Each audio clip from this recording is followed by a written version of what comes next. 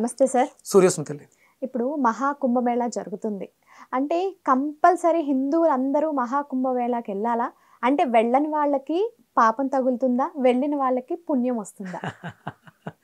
Good, మంచి ప్రశ్న. అదే అంటే ఇక్కడ మీరు రెండు పదాలు వాడారు, పాపము పుణ్యం. అంటే పాపాలు ఎక్కువ చేసిన వాళ్ళు ఎస్ నేను పాపిని, నేను పాపాలు ఎక్కువ చేశాను, కుంభమేళాకి వెళ్ళకపోతే నాకు ప్రమాదం అని భయపడండి. అంతే కదా, అయిపోవాలి ఇంకా అంతే కదా. ఇప్పుడు కుంభమేళాకి వెళితే కుంభమేళాలో ఆ నదీ స్నానం చేస్తేనే పుణ్యం వస్తుంది అనుకుంటే అయితే నేను పాపం చేశాను అని ఉంటుంది. అంటే మనం కర్మ చేస్తాం. మీకు ప్రతిరోజు జీవిగా జన్మ తీసుకున్నప్పుడు మనిషిగా గృహస్థ అవ్వచ్చు, సన్యాసి అవ్వచ్చు, వానప్రస్థం అవ్వచ్చు, బాల్యం అవ్వచ్చు, ఎవరైనా సరే సంధ్యావందనం అని ఉంటుంది.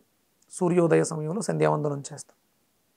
యదహ్నాత్ కురితే పాపం తదహ్నాత్ ప్రతిముచ్యతే, యద్రాత్ర్యాత్ కురితే పాపం తద్రాత్ర్యాత్ ప్రతిముచ్యతే. ఇది ఒక మంత్రం. సంధ్యావందనం చేసే దాంట్లో ఈ మంత్రం ఉంటుంది. అంటే యదహ్నాత్ అంటే మనసులో నిన్ను చూసిన వెంటనే నాకు ఒక చెడు భావం కలిగింది. యదహ్నాత్ కురితే పాపం తదహ్నాత్ ప్రతిముచ్యతే. అప్పుడే నేను తెలుసో తెలియకో నీ మీద తప్పుగా భావన చేయడం ద్వారా వచ్చినటువంటి పాపం అప్పుడే క్షమాపణ అయిపోతుంది. యద్రాత్ర్యాత్ ఇంటికి వెళ్ళిపోయిన తర్వాత రాత్రి పడుకుని ఇందాక అమ్మాయితో మాట్లాడాను కదా అని భావం తెచ్చుకున్నాను. రాత్రి చేతులతో కానీ, మనసుతో కానీ, కళ్ళతో కానీ, చెవులతో కానీ చేసిన పాపం యద్రాత్ర్యాత్ కురితే పాపం తద్రాత్ర్యాత్ ప్రతిముచ్యతే. అప్పుడే ఇంత సౌలభ్యం మనకి హిందూ ధర్మంలో ఉంది. ఇవన్నీ ఎప్పుడు చేస్తామంటే సంధ్యావందనంలో. నిన్న నేను చేసిన దరిద్రాలు, పాపాలు ఇవన్నీ కూడా ఆ సూర్యనారాయణమూర్తి, మనకు ప్రత్యక్ష భగవానైనటువంటి సూర్యనారాయణమూర్తికి అర్ఘ్యప్రదానం చేస్తూ ఈ మంత్రాలు ఉంటాయి. అంటే సంవత్సరం అంతా, లేకపోతే ఈ 144 ఏళ్ళ ఇప్పుడు జరుగుతుంది మహాకుంభమేళ. అంటే 12 సంవత్సరాలకు ఒకసారి మనకు కుంభమేళ జరుగుతూ ఉంటుంది. ఈ 12 సంవత్సరాలు కూడా నేను పొద్దుటే లేకుండా సూర్యాపచారాలు చేస్తూ, తినకూడనివి తింటూ, వినకూడనివి వింటూ, మాట్లాడకూడనివి మాట్లాడుతూ, ఈ కళ్ళు దొరికినాయి కదా అని చెప్పేసి దేన్ని పెడితే దాన్ని చూసేస్తూ చేసిన పాపాలని కడుక్కోవాలి అనుకుంటే ఇదేది సంధ్యావందనం చేయకుండా చేసే అప్పుడు మనం కుంభమేళాకి వెళ్ళాలి. అంటే వెళ్ళిపోయి కడిగేస్తే ఇక పాపాలన్నీ, అంటే రోగాలు పాపాల వల్ల వచ్చినాయి. కుంభమేళాకి వెళ్ళి స్నానం చేసి వచ్చిన వెంటనే రోగాలు బ్లడ్ టెస్టులు చేస్తే నార్మల్ వచ్చేస్తాయా? రావు. మంచిదమ్మా. అంటే హిందూ ధర్మశాస్త్రంలో ఏదైనా పెట్టారు అంటే అది స్థాన మార్పు, ప్రయాణాలు. మనం అంటే పిక్నిక్ అనుకుంటున్నాం, ఇప్పుడు ప్రతిదీ పిక్నికే. ఇప్పుడు కుంభమేళాన్ని కూడా పిక్నిక్గా మాట్లాడుకుని మీరు చూడొచ్చు ఎంత వ్యంగ్యంగా వీడియోస్ పెడుతున్నారు. అక్కడ ఎవరో మోనాలిసా వచ్చింది, అవి వచ్చింది. అసలు కొంతమంది వచ్చిన బాబాల్ని కూడా మీరు ఇలా చేస్తున్నారు బాబాలను ట్రోల్ చేయడం, వాళ్ళు వెళ్ళిన పని ఏంటో పుణ్యం కోసం వెళ్ళి ఇవన్నీ ఎందుకు చేస్తున్నారో అర్థం కావట్లేదు.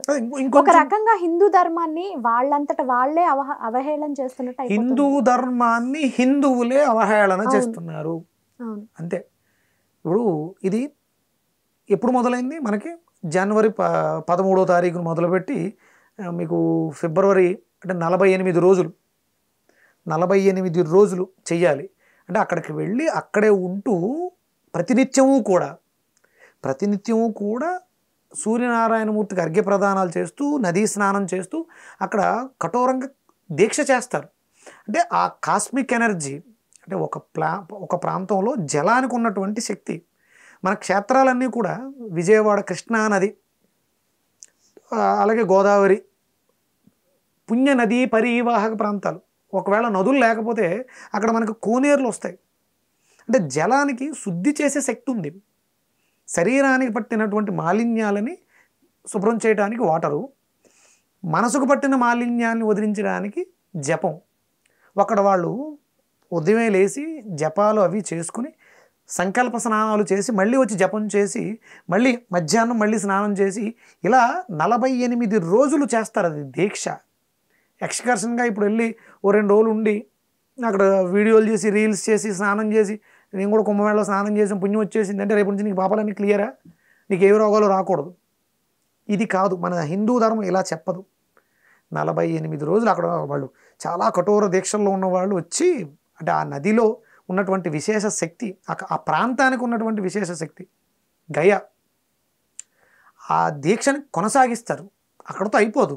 అక్కడ మళ్ళీ ఒక నెక్స్ట్ లెవెల్కి డెవలప్మెంట్. 140 ఏళ్లకు ఒకసారి జరిగేటువంటి మహాకుంభమేళ ఇది. 12 సంవత్సరాలకు ఒకసారి కుంభమేళ జరుగుతుంది మనకి. ప్రతి దేవాలయాల్లోనూ 12 సంవత్సరాలకు ఒకసారి చేస్తాం. అంటే ఆ దేవాలయానికి పునఃప్రోక్షణ మళ్ళీ శక్తివంతంగా చేస్తాం.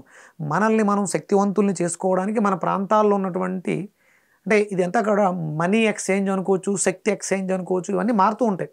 వివిధ ప్రాంతాల నుంచి వచ్చేటువంటి ఇవన్నీ కూడా ఒక అద్భుతమైనటువంటి కల్చర్. దీన్ని ఇప్పుడు మనం ఇలా మార్చేసాం. చాలా పవర్ఫుల్ డేస్ ఇవి. ఇప్పుడు మరి కుంభమేళకి వెళ్ళాలంటే ఖర్చు, అక్కడ రూమ్స్, ఇప్పుడు ఈ క్రౌడ్ ఎక్కువైపోవడం వల్ల రూమ్స్ రెంట్లు ఎక్కువ ఉంటాయి, అలాగే ఫుడ్ కూడా రేట్ ఎక్కువ ఉంటుంది. మరి వెళ్ళలేని వాళ్ళందరూ పాపాత్ముల, వెళ్ళిన వాళ్ళందరూ పుణ్యాత్ముల? ఒక రకంగా చెప్పాలంటే వెళ్ళిన వాళ్ళందరూ పాపాత్ములై ఉండాలి, వెళ్ళలేని వాళ్ళందరూ పుణ్యాత్ములై ఉండాలి. అంటే భయం ఉంది, మనం పాపాలు చేశాను, అక్కడికి వెళ్తే కుంభమేళలో స్నానం చేసి పాపాలన్నీ పోతాయి కదా, అంతే కదా. శుభ్రంగా మొన్న సంతోష్ శర్మ గారు చెప్పారు, ఎవరైతే త్రిపుండ్రం ధరించి 3 పుండ్రాలతో విభూతి ధారణ చేసి తిలక ధారణ చేస్తారో, సంధ్యావందనం చేస్తారో, అగ్నిహోత్రం చేస్తారో, ఆ వ్యక్తిని, ఆ స్వామిని, ఆ పంతులు గారిని, ఆ మనిషిని దర్శిస్తారో కుంభమేళాలో స్నానం చేసినంత ఫలితం అంట. ఇదన్నీ లేదమ్మా. శుభ్రంగా మీ అమ్మగారు మీ నాన్నగారు ఉంటారు కదా, మీ నాన్నగారికి మీ అమ్మగారికి విభూతి దాసి తిలకం పెట్టి వాళ్ళ కాళ్ళు ఒక పాత్రలో పెట్టి వాళ్ళ కాళ్ళు కడిగి ఆ నీళ్లు నెత్తిన జల్లుకో. కుంభమేళాలో వెళ్ళి వేలు ఖర్చు పెట్టుకుని శ్రమపడి తెచ్చుకున్న పుణ్యం ఇక్కడ నీ తల్లిదండ్రుల పాద కడగడం ద్వారా వచ్చిన జలంతో జల్లుకుంటూ వచ్చేస్తుంది. ఇది చేయకుండా అక్కడికి వెళ్ళిపోయి వేలకు వేలు లక్షలు ఖర్చు పెట్టుకోవడం ఏంటమ్మా. ఇంకొకటి, ఇప్పుడు ఆ కుంభమేళాలో ఎక్కడైతే జరుగుతుందో అలహాబాద్లో, ఆ ప్లేస్కి ఒక ప్రత్యేకత ఉంది. ఇప్పుడు అక్కడికే వెళ్లకుండా ఇప్పుడు వేరే నది స్నానాలు ఉంటాయి, అక్కడ చేయకూడదా? అండ్ ఇంకొకటి, ఈ 48 రోజుల తర్వాత చేస్తే ఆ పుణ్యం రాదంటారా? అంటే ఇప్పుడు ఎన్విరాన్మెంట్లో, ప్రకృతిలో, అంటే మనకి ప్రతి 11.5 సంవత్సరాలకు ఒకసారి ఎలక్ట్రోమాగ్నెటిక్ వేవ్స్ మారుతాయి, భూ అయస్కాంత తరంగాల్లో మార్పులు వస్తాయి. అలాగే ఒక్కొక్క నదీ పరివాహక ప్రాంతాల్లో ఆ ప్రాంతాలకు ఉన్నటువంటి వైశిష్ట్యం కూడా ఆ జలంలో ఉంటుంది. కాశీ చాలా పరమ పవిత్రం. ఇప్పుడు అక్కడ ఏదైతే ప్రయాగ ఉందో, అక్కడ ఉన్న అలహాబాదులో ఉన్న నదిలో ఏదైతే విశేషం ఉందో అది సంవత్సరం అంతా మనకి కాశీలో, వారణాసిలో ఉంది. ఎప్పుడైనా వెళ్ళొచ్చు, ఎప్పుడైనా చేయొచ్చు. వెళ్ళాలని పరమేశ్వరుడి ఆజ్ఞ అయితే మనం వెళ్ళిపోయి శుభ్రంగా అక్కడే ఉండి అక్కడ అమ్మ గంగానదిలో పునీతులం అవుతాం. అప్పుడు అక్కడే ఈ నెలలోనే, ఈ 48 రోజుల్లోనే కాదు, అది ఎప్పుడూ గయే. ఇప్పుడు మహాగయ అవుతుంది. ఇప్పుడు స్పెషల్గా అక్కడ ఒక ఎనర్జీ ఉంటుంది.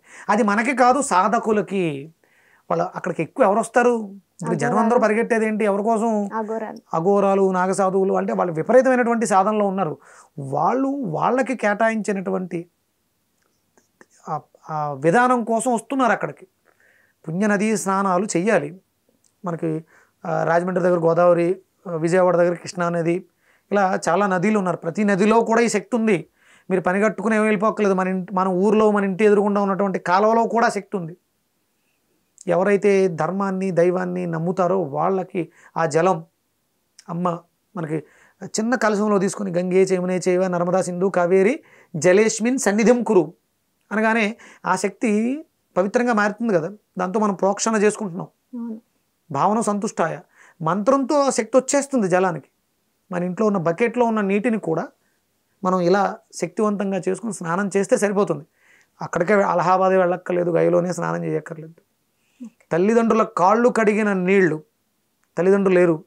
అత్తమామల కాళ్ళు కడిగిన నీళ్లు, వాళ్ళు లేరు. విద్య నేర్పించినటువంటి గురువు పాదాలు, వాళ్ళు లేరు. మనకు పాఠం చెప్పినటువంటి వాళ్ళు, వాళ్ళకి సంబంధించిన వాళ్ళు, వయసులో పెద్దవాళ్ళు, తత్సమానులు ఎవరైనా వాళ్ళ కాళ్ళు కడిగి మనస్ఫూర్తిగా వాళ్ళకి తినడానికి ఏదైనా పెట్టి ఆ నీళ్లు నెత్తిని చల్లుకున్నా కూడా పుణ్యం ప్రాప్తిస్తుంది. ఇంకేమీ లేదమ్మా. మీ ఎదురుగుండా ఇంట్లో ఆవులు ఉన్నాయా? గోమూత్రాన్ని జల్లుకున్నా, లేకపోతే ఆవు కాళ్ళు కడిగి ఆ నీళ్లు చల్లుకున్నా ఇంకా ఎక్కువ పుణ్యం వస్తుంది. థ్యాంక్ యూ గురుగారు. సూర్యస్మృతి.